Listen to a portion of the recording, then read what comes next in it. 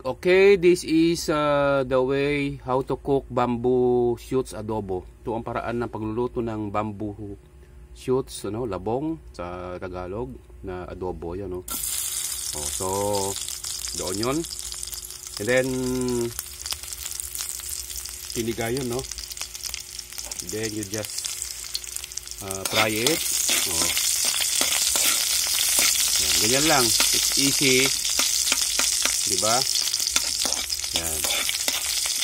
Nasa sayo yan. It's up to you if you like the onion, bawang na lutong-luto o hindi. Okay?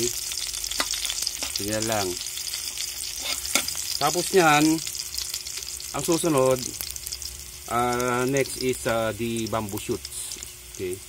Yung labong. Okay? Ganun lang. Tapos lalagyan din ng suka, lalagyan ng soy sauce. Oh. Yan lang, oh. Okay?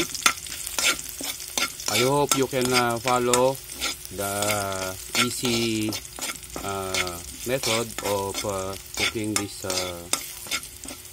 pure vegetable for vegetarian, no?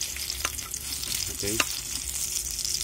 Tapos yan, lalagay na yung bamboo shoots. Okay. Ganun lang, no? Oh. Okay.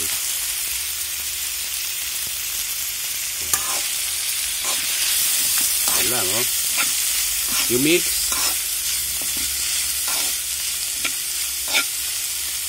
Then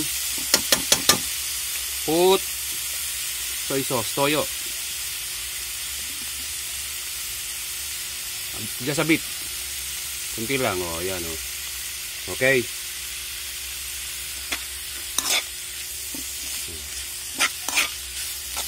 Ganun lang, no?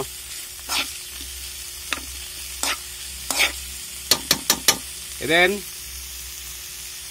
the vinegar. This is mango vinegar, no? Mangga na suka. Oh, yung ginawa ko ito. Yan, oh. Kunti lang din. Okay? Yan.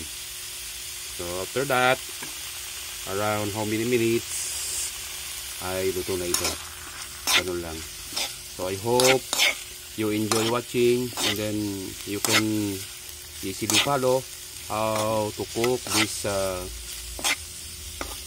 bamboo shoots adobo. Okay. Kung gusto mo, if you like, you may add salt, other ingredients.